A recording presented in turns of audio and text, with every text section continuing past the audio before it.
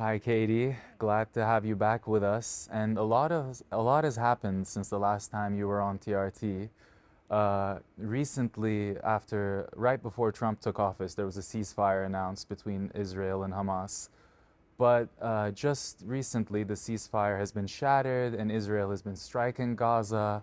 Hundreds have already died. So, what's your take on all that happened? Was the ceasefire just a momentary pause? And is there hope for another ceasefire in the future? So I don't even think it was a momentary pause because it was like we were interviewing Diana Butu, and she said that other people ceased and Israel fired, basically. So I don't think there was a real ceasefire. In fact, Israel broke the ceasefire hundreds of times and killed hundreds of people. So even when they were under this technical ceasefire status, there wasn't a real ceasefire. In terms of what we can expect and what this means, I mean, it was definitely a PR opportunity for both Netanyahu and for Donald Trump. And sadly, we have a bipartisan support in this country, not among the people, but among politicians, among political elites and media elites. There really is a bipartisan support for genocide. So we had genocide under Biden, and we're having genocide under Trump. Yeah, but when we look inside the United States, some things are different under Trump because he's made it clear that he wants to crack down on pro-Palestine demonstrations across college campuses, particularly Columbia. Like, how do you see the crackdown playing out? Yeah. So that's a really interesting question because I think in general what we see with Trump is that he takes the mask off. There's no feigning a commitment to democracy or democratic principles the way we saw under Biden. Now, that's not necessarily good or bad. If anything, Trump is probably more honest about it.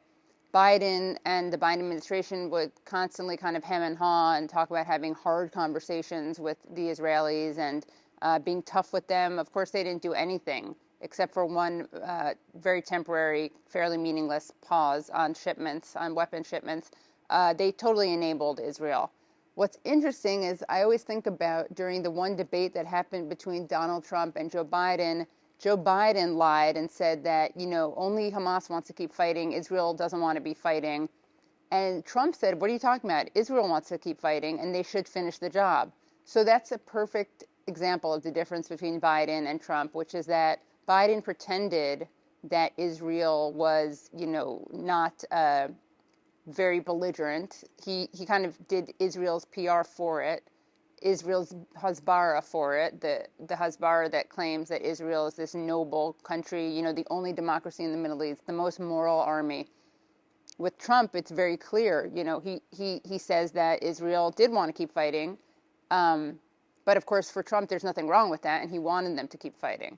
So I think that with Biden there was kind of a lie. They pretended that they supported democracy. With Trump, he doesn't even pretend he supports democracy. I mean, to be fair, he doesn't pretend to support it here or abroad. Yeah, and what does that say about how should student activists feel who are protesting across college campuses? Mahmoud Halil, a green card holder, Right. was recently detained. Other students are facing threats. So what does that say to student activists who are trying to raise their pro-Palestine, opinions? Right. Well, it's interesting because I do think that, as is often the case, I think sometimes some people exaggerate the difference between Democrats and Republicans, and some people minimize the differences. And the truth is, this is definitely an escalation, what Trump did. But he did have help from the Biden administration, which really did do a lot of demonization of pro-Palestine students. They did a lot of equating believing in Palestinian human rights with antisemitism. They totally misrepresented the protests, the encampments. They pretended that the violent people and the people spewing hate speech and vitriol were the Palestine supporters, when it was the absolute opposite. It was the Israel supporters were the ones who were physically attacking people. The police also, of course, physically attacked people. But the people who were most attacked were the ones who supported Palestine. And when people talk about Jewish safety, which, politicians and media talked about, they're right to some extent. I mean, some Jewish students were not safe, but the ones who were not safe were the ones who were protesting for Palestine. Those were the ones thrown to the ground. Those were the ones arrested. So there was a total inversion under both Biden and Trump in terms of who was violent, who was provoking violence, who was engaging in violence, who was engaging in hate speech. I mean, this is a weird thing that I actually made a mashup video where I contrasted the way the media and politicians spoke about this violence and the actual footage of the violence. But a really weird thing happens where, I don't know if you've noticed this, but a lot of critics of Palestine or Israel supporters, a lot of Israel supporters will wish rape on people. I mean, just disgusting. And that's a whole other conversation we can have, which is actually, I think, something that's really important to talk about. There is this whole hoax. It's a mass rape hoax. It was a narrative about weaponized rape used as a weapon, weaponized rape used against Israelis. Now, it's very possible that people may have been raped on October 7th or around October 7th. I don't know. What I do know is that there's no evidence that anyone was raped. And at the same time, there is overwhelming evidence, including video footage of Palestinians being raped. So it would be one thing if our political and media elites talked about rape occurring on both sides, but when you have the political media elites talking about rape only on the side where there's actually no evidence and not talking about the rape that is supported by evidence, that's a clear double standard and disregard for Palestinian lives. I don't know whether they are brainwashed into believing there was rape or if they know that they're lying through their teeth and they're fine just engaging in atrocity propaganda. But again, I think it's worth reminding people that there has been systemic and systematic rape and sexual abuse and sexual torture of Palestinians. And there was video footage of a Palestinian prisoner picked up, thrown behind something, and basically gang raped by a group of Israeli soldiers. And you don't have to be a critic of Israel to believe this. In fact, Israeli media, and not even left Israeli media, mainstream Israeli media reported on this. And not only did we see this video, but we saw people protesting. At first, when I saw the headlines, I'm like, oh, wow, people in Israel are actually protesting that there was rape of Palestinian prisoners. Well, yes and no. They were protesting, but not the rape. They were protesting the detention of the soldiers accused of raping Palestinians. So just to reiterate, there were something that was called right to rape protests. So people were not upset about the rape. They were upset about the alleged rapists facing any consequences for rape. Not only that, you had a member of the Knesset saying out loud in the Knesset that it was, quote unquote, legitimate to insert sticks into people's rectums. Then you had a rabbi blessing one of the rapists, the alleged rapist. You had, and not even alleged. I mean, I don't think he even denied it. Then you had this one of them becoming like a pop, like a television star appearing on different programs. Yeah.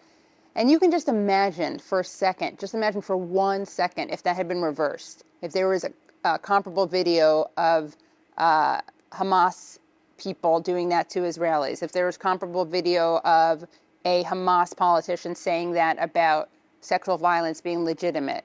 If there was comparable video of an imam sanctioning this kind of stuff or, someone becoming popular on television, it would be wall-to-wall, nonstop coverage. But because the victims here are Palestinian, the media and our political leaders totally ignore it. And in fact, just the other day, Chuck Schumer, who's trying to sell his book about antisemitism, he actually said, he repeated the mass rape hoax, but not just that, he repeated the beheaded babies lie. And that's been debunked for a while.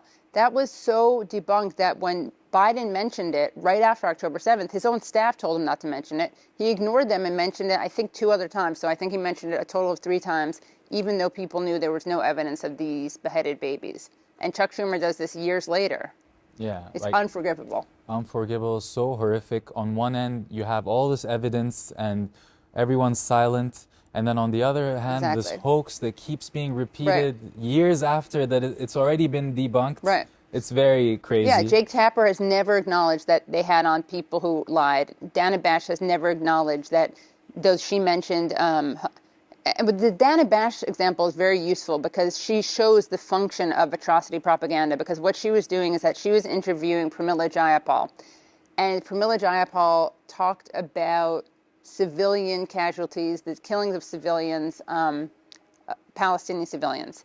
And Dana Bash's response was, yeah, but you don't see Israeli soldiers raping women, and like you do with Hamas. And that was the perfect example of how it functions. Basically, you use the atrocity propaganda to shift the focus from the victims. So you're not supposed to feel bad for Palestinian victims, or you're not supposed to think about them, or you're not supposed to center them, because we're talking about how bad the Palestinian bad guys are.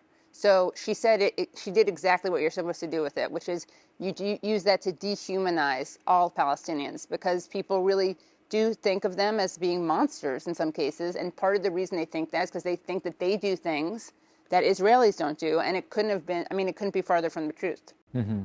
Yes, definitely. And that's why, with all this dehumanization going on, voices such as yours, Jewish American voices who are at the forefront of this and are, advocating for a free Palestine or are anti-Zionists, it makes their voices even more important to speak out against this while this dehumanization is going by the administration who's claiming it to do it in your name. Right.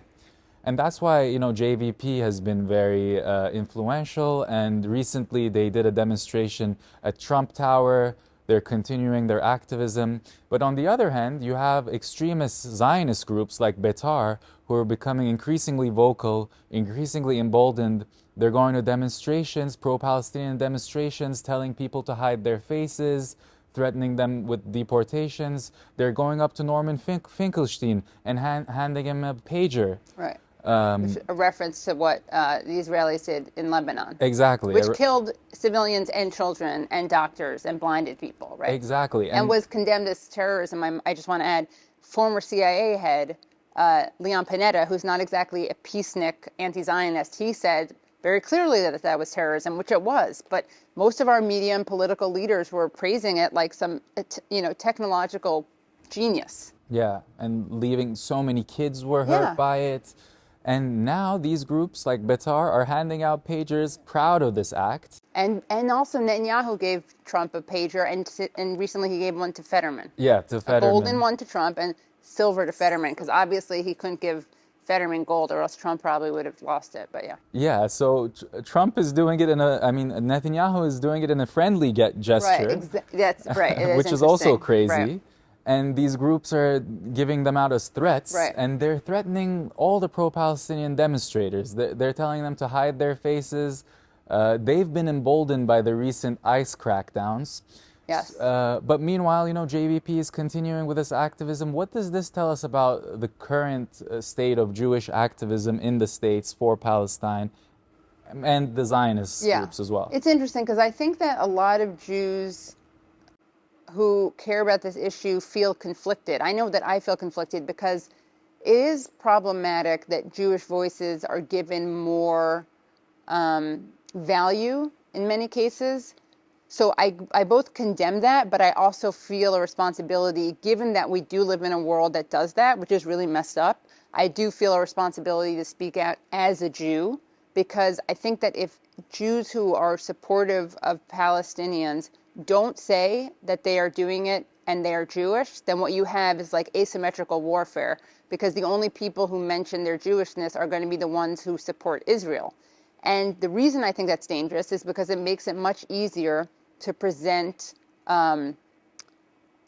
Jewishness as kind of synonymous with Zionism, and that's a problem for lots of reasons. So the reason I originally really talked about this issue and cared about this issue is just because it's an issue of justice and human rights and humanity and dehumanization and genocide and ethnic cleansing, which it has been since the beginning of the founding of Israel. But I spoke out against it because I wanted to make sure that the world saw that it's not anti-Semitic to be critical of Israel.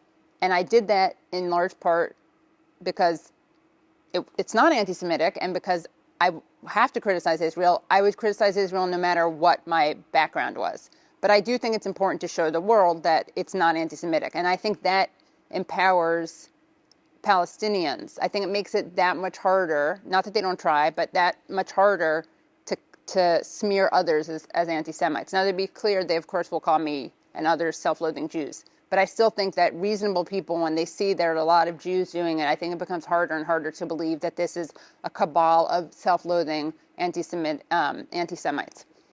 And what do you say to people when they call you self-hating, when they maybe confront you in person? Yeah. I mean, what do I say? There's so much to say.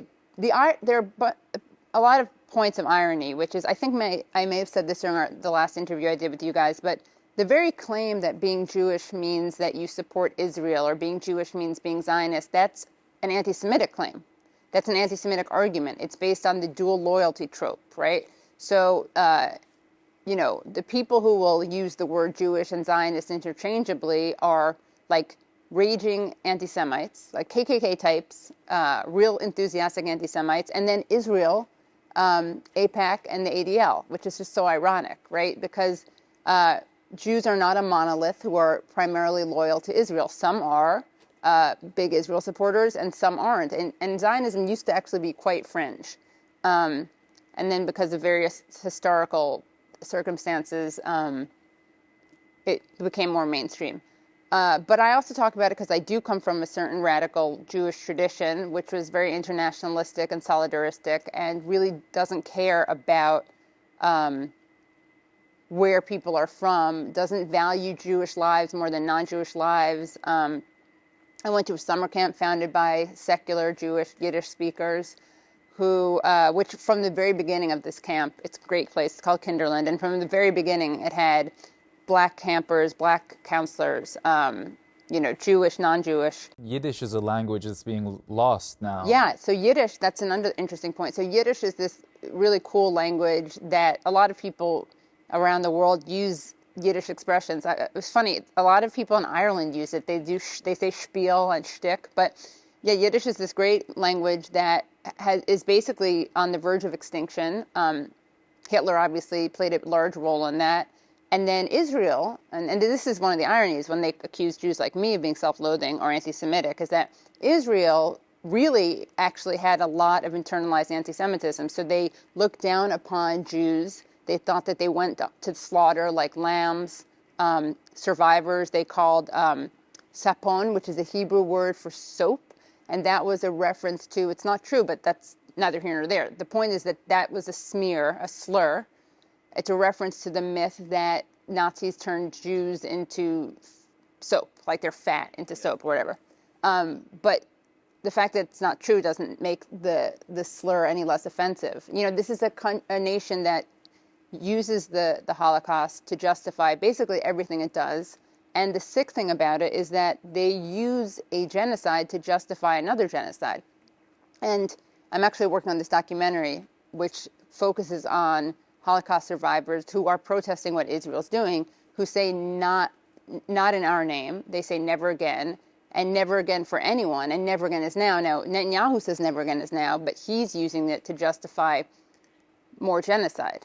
When these other people are using it, who, the survivors who actually, I think, really understand what never again means, they're saying never again for anyone, and they're saying don't perpetuate genocide that we survived in our name. But I do think there's an interesting kind of split that you see between people who say never again means we'll do anything we want to keep Jews safe, which is a big lie, by the way, because Israel doesn't keep Jews safe. I mean, I think that's very clear. But we'll do whatever we want in the name of Jewish safety, versus Jews who say never again means never again for anyone. And that's the takeaway from the Holocaust. And if you have any doubts about Israel's concern for Jewish safety and the lives of Jews, which is their whole shtick, just look at the way they treat the hostages. They shot their own hostages. They killed their own on October 7th. They used the Hannibal Directive. And they shot their own hostages. They were holding white flags, speaking Hebrew. And they bombed places that they knew hostages were in. And if they wanted to free hostages and save Jewish lives, they would negotiate. That's what you always do when you want to save the lives of hostages. You negotiate. You do a prisoner exchange. And we know that they know that because they've done it in the past. But they care more about killing Palestinians than saving Jews. Yeah. And so the ceasefire has ended and the killing ensues.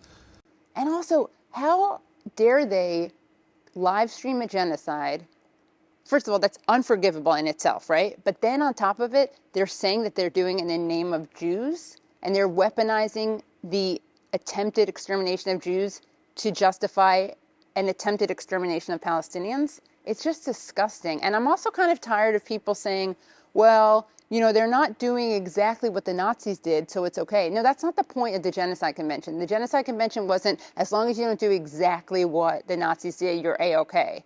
And it's interesting, you know, a Jew developed the genocide definition, Lemkin. That's not the point of it, to say as long as you kill not quite as many people as Nazis, as long as you don't use gas chambers. I mean, when are people going to realize that Israel is a menace? It's a terrorist state. It really is a terrorist state. Now, to be fair, so is the United States. But I'd say their ratio of terrorism to non-terrorism in the case of Israel is greater than it is in the case of the United States. And then they live stream a genocide. They say it's in the name of Jews. And then also claim to be combating anti-Semitism. I mean, what's a better way to create anti-Semitism than to kill people, maim them, children, women, civilians, men too, who it's kind of messed up that men get kind of, their lives don't matter. All Palestinian lives matter, but it's pretty messed up to do that. And then say that people are upset about it because they're anti-Semites, as opposed to being upset about it because they don't like to see kids literally shredded into pieces. Yeah. And when this is the actions of the Israeli state, this leaves not much hope for any sort of ceasefire. And the kind of hope that people have is maybe the United States can pressure Israel into a ceasefire. And when Trump ran as a president for peace, there was a small glimmer of hope amongst some that he might change something. Like the genocide started under the Democrats, the Ukraine war started under the Democrats. So there was hope that President Trump can do something about it. And there was lots of talk that Trump has influence over Netanyahu. So how do you see how that has played out so far with regards not only to Palestine, but also to Ukraine? You know, Zelensky came to D.C. The moments were very viral, the exchange with him and Trump and Vance. So do you think Trump still has the potential to fulfill his promise of being a president for peace and at least sort of making a little change for the positive? So I think in the case of Ukraine, we may see that. Nothing that Trump does, though, is remotely moral. I mean, to be fair, no politician, there's a handful of politicians who I think have any real commitment to a moral vision. I think that with Trump, he's a little unpredictable because he's much more of an opportunist than an ideologue, which is why I think it's hard to predict what he'll do. I think that he could, if he wanted to, end the genocide today. I mean, it would take a couple days for our weapons to run out, but he could do something today that would end it. He won't, though. I mean, we have to try to figure out if there's any way we can create a world in which it's politically inconvenient for Trump to keep funding and arming and legitimizing this genocide. I don't know if we can. I think it's different. He may actually bring around an actual ceasefire in Ukraine. But, you know, I think what's really ridiculous is he claims to be an isolationist, an America First guy. It's clearly not what he is. He's also doing a lot of saber rattling with Iran. I mean, how can this guy be a peace guy? He's the one who ripped up the nuclear agreement with Iran that Obama negotiated. And then they complain about them getting nuclear weapons. Like, well, you're the ones who ripped up that deal. They are saber rattling with Iran. They are ratcheting things up with Yemen. To be fair, Biden was also terrible on Yemen. He basically did like a rebranding. It wasn't a very significant change in policy.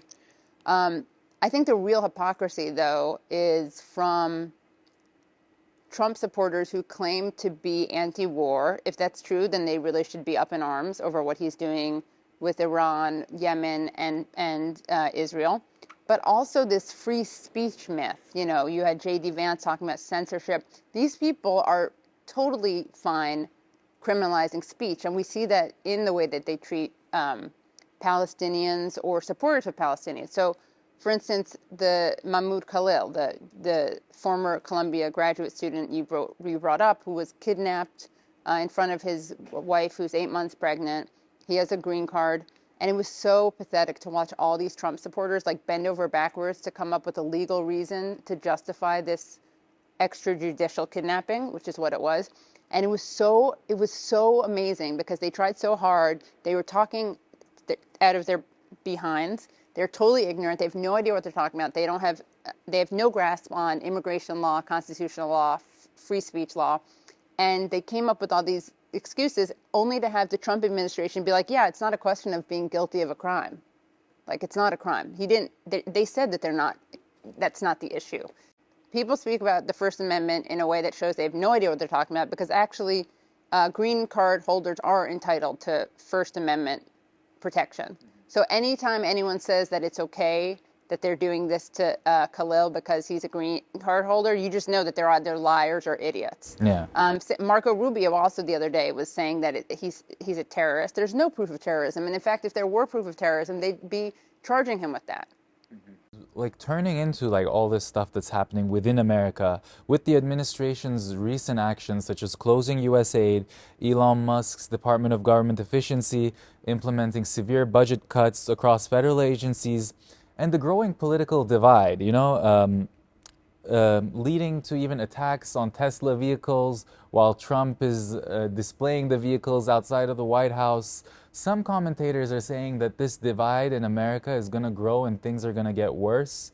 Where do you see things headed within America? I'm not sure, honestly. I can't pretend to know. I do think that Elon Musk is he's so pathetic and has such delusions of grandeur. And another really amazing thing to see, going back to the question of Israel, is the ADL, which accuses any pro-Palestine person of being an anti-Semite, which considers Jewish Voice for Peace a hate group. It was a great moment, actually, when they totally whitewashed Elon Musk for giving the Nazi salute. I mean, that was so revealing. I think hopefully anyone who was ever on the fence about whether the ADL actually cares about anti-Semitism, that put that to bed. I mean, most of us who are involved in this know that they don't care about anti-Semitism. They care about the political project of Zionism. I don't know where it's going. I think that one of the silver linings of Trump being in power is that you have liberals who were making excuses for Biden, at least kind of agreeing and realizing that all of a sudden they discover genocide is bad and genocide is wrong. You also get really disgusting liberals who like kind of gloat every time that Trump does something against Palestinians, like, oh, I'm so glad that Genocide Joe isn't president anymore. And to be fair, it's not like Biden was better on this issue. I mean, I think you can argue that there are issues that Biden is better on. I think a lot of domestic issues. I don't want to give him too much credit because he certainly could have done a lot more things. But when it comes to climate, I mean, he's pathetic. Didn't do enough, but better than Trump. When it comes to taxes, same thing. But on this issue, Trump is, what's scary is that as bad as this is, like, it's not worse than what Biden was doing. It's really genocide it's like red genocide or blue genocide. But now suddenly all the media organizations who were for the blues are now covering the protests, right. That they were absent from. Now, the other interesting thing is I think and I hope that this targeting of Mahmoud Khalil will backfire. I think that it's too hypocritical. I mean, there's so many hypocrites who are like calling what Khalil did terrorism, but not calling January 6th terrorism. It's like if one is, then the other one is. I mean, it's not even close, in my opinion. The violence that was, and I'm not someone who thinks that January 6th was a coup. I think that the Democrats put too much focus on January 6th. It was violent, though. There was violence. And it was much closer to terrorism than what happened at Columbia's campus. I mean, there's no question. So people who are defending January 6th but condemn, people who defend January 6th but condemn what happened at Columbia are just totally full of it. I think that the Khalil thing will backfire because you even have people like Ann Coulter defending him, if not defending what he says, opposing the attempt to deport him. You even have William Kristol, this very Zionist neocon, tweeting out articles in defense of Khalil. I think they chose a bad person to be the poster boy for their case. They made a stupid decision because they went after someone who hasn't done anything remotely terrorist adjacent. He hasn't said anything offensive. That's the other thing. Like, you do have the right to say things that are offensive, but the irony is he hasn't. Like, the things he said are like Jewish liberation and Palestinian liberation go hand in hand. You can't have one without the other. They just made a big mistake. Now, other people have said, and maybe they're right, it still may backfire. Other people have said, no, they went after him on purpose. They didn't go for someone, they went after someone who was fairly moderate. Yes. They went after someone who hasn't said things that are more kind of like critical in general of U.S. foreign policy, let's say, or more critical of. They went after someone whose views are really not outside of mainstream human rights views. And they did that, people claim, to scare people. Because if you go after people who are seen as more extremists, not that I would agree with people's definitions of extremism, but, you know, the more outside of the mainstream you go, I think the easier it is for people to think, well, I'm not going to get detained, I'm not going to get kidnapped, because I would never say ABC about this organization, that organization. But when you go after someone like Khalil, I think a lot of people are like, well, I don't say anything more extreme than he did because he didn't say anything remotely extreme. So I think they are hoping it has a greater chilling effect, because I think they're hoping that more people will then fear saying something. But I think it's going to backfire because I just don't think it has the support that going after someone who still has the same rights as Khalil would have had if they had gone after someone who said different things. Couple of very interesting observations, like Trump kind of being a catalyst domestically within the United States, like his actions kind of bringing Democrats under, possibly slightly under the pro-Palestine movement. And then Khalil, while they were trying to make an example of him, actually, you know, backfired. The images of his wife pleading with the ICE officers, Department of Homeland Security, I mean, certainly backfired. It must have been a miscalculation. Yeah, they look like total thugs, which they are. They wouldn't give their name because they're cowards. They got it wrong. I think they said something about him, a visa wasn't that, it was a green card. They look like just, you know, bullies with inferiority complexes, which is what they are. And he looked very respectful and, you know, he wasn't at all threatening. He wasn't resisting. And again, I don't want to like demonize people. You have if someone comes up to you and starts like to throw you into a van, I'm not going to judge you if you do resist. I'm not going to judge you if you're not polite. There's nothing wrong with that. I'm just saying in terms of the optics, it was a ridiculous choice. And he wrote this really moving letter, by the way, from jail, where I really, you know, commend him for, he called himself a political prisoner, but he also made it clear that his case is part of a larger movement, larger crackdown. He wants to be able to be there for the birth of his child, which I hope he does. You know, what's really interesting is that this crackdown in Colombia is just pathetic. It's shameful. Before this, they expelled some students over protest. The last time they had done that was in 1968, when there were, you know, protests that are, as the great Rashid Khalidi points out, the historian, you know, Colombia has 1968 protests on their website as something, as an example of like, you know, something positive. It's easy to do that in hindsight. Now that there's a genocide going on, now that people are protesting, they're not okay with it. But so you had 1968 was the last time someone was expelled over protests, and before then, it was in the 30s. People were expelled over an anti-Nazi rally, which kind of captures everything. It says everything. Yeah, that puts it all together beautifully. Is there anything else you wanted to add, Katie? Like, one more thing I just think is funny is, you know, it is so rich to hear people pretend that they're doing what they're doing or supporting what they're supporting in the name of Jews. The Pentagon right now, I just saw this randomly, has been removing all these pages from their website. And among the pages, you know, they're removing pages about people of color, LGBTQ people, and they've removed pages of like Holocaust commemoration.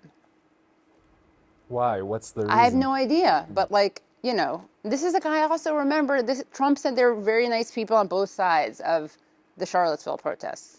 Do we really think this is a guy who cares about, you know, battling anti-Semitism?